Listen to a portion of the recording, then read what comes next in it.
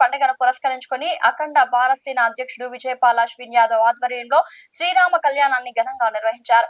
గత 6 రోజుల నుండి రామ్ కథ అంజలి ఆర్య నిర్వహించారు. మరియు కార్యక్రమంలో రాముల వారి కళ్యాణం అనంతరం అన్నదాన కార్యక్రమం నిర్వహించారు. కార్యక్రమంలో భాగంగా సాయంత్రం 300 మందితో యజ్ఞ కార్యక్రమంలో పాల్గొన్నారు. రాముల వారి శోభాయాత్రను భక్తుల కోలాహల మధ్య బ్యాండ్ బాజాలతో ప్రారంభించారు. ఈ యాత్రను కుదిబిగూడ నుంచి ప్రారంభమై చెప్పుల్ బజార్, లింగంపల్లి చౌరస్తా, కాచిగూడ చౌరస్తా, ఆర్య సమాజం, సుల్తాన్ బజార్ చేరుకుంది. కార్యక్రమంలో అధ్యక్షులు ధరంపాల్, సత్యపాల్, విజయపాల్, అశ్విన్ యాదవ్, అజయ్ పాల్, యశ్ పాల్, అభినవ్ మిత్రా తదితరులు పాల్గొన్నారు.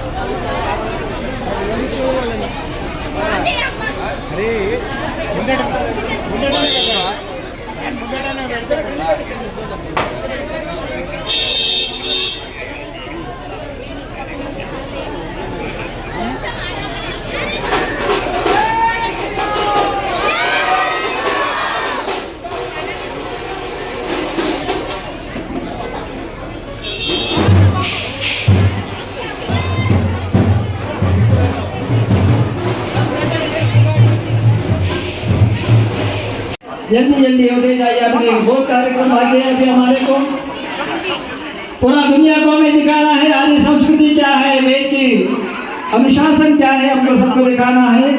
एक लाइन से वर्ष क्रम में आइए, एक लाइन में आइए और जल्दी चले आइए। दूसरे में बहुत काम है अभी।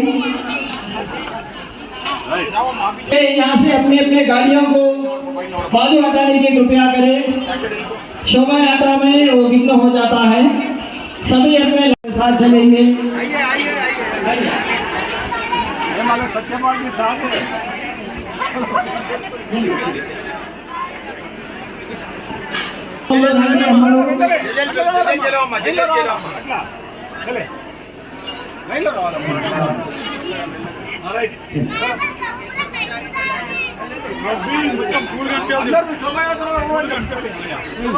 ఎవరు కూడా శోభాయాత్రలో వెళ్ళకుండా ఇంటికి వెళ్ళకూడదు. శోభాయాత్ర కోసం అందరూ సిద్ధంగా ఉండాలి. चलिए अम्मा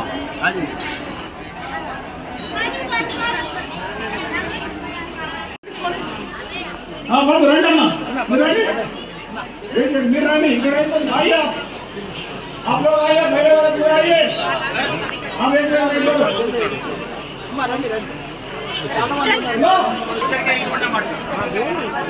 जल्दी ना हमको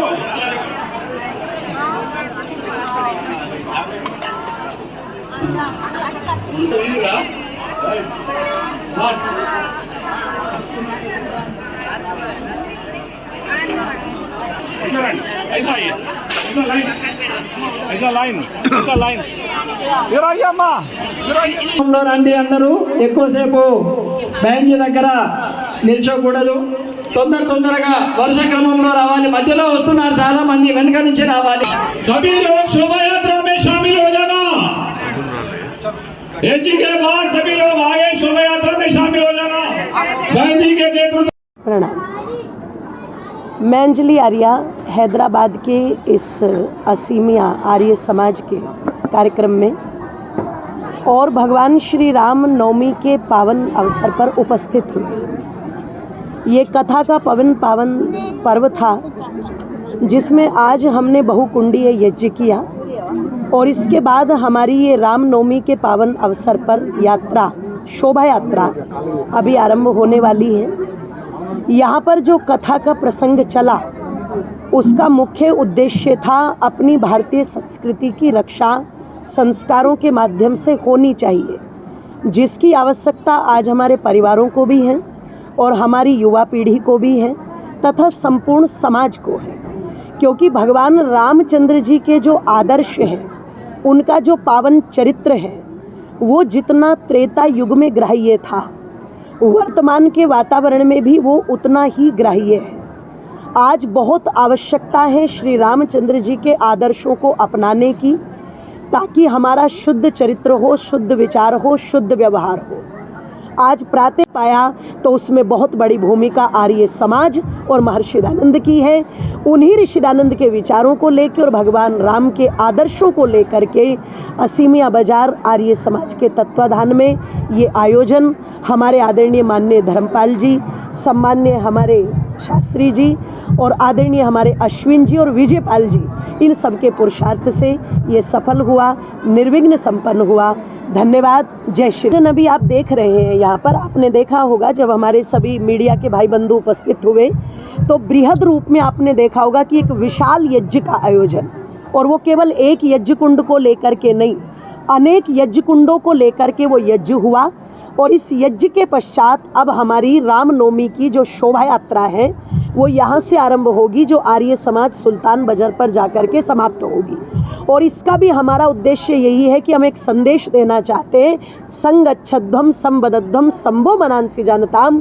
अगर भारत में हिंदुत्व और सनातन की रक्षा करनी है तो हमें मिलकर के एक साथ चलना होगा।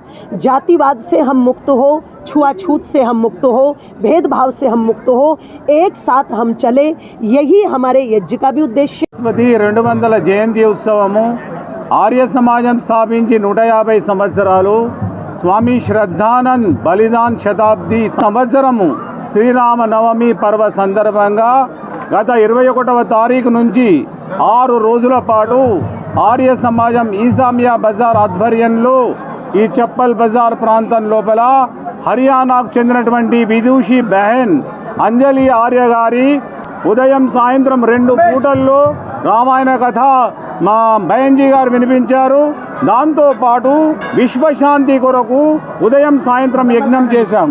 ఇవాళ ప్రపంచంలో యుద్ధాల పేరు మీద అంత దుఃఖము, అశాంతి ఏర్పడ్డది.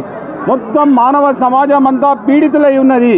కాబట్టి ఆ యుద్ధం వెంటనే ఆపేయాలి, మొత్తం ప్రపంచంలో శాంతి నెలకొల్పాలనేటువంటి ఉద్దేశంతో ఈరోజు 300 దంపతులతోని శాంతిని కామిస్తూ యజ్ఞ కార్యక్రమం ఇక్కడ నిర్వహించాం.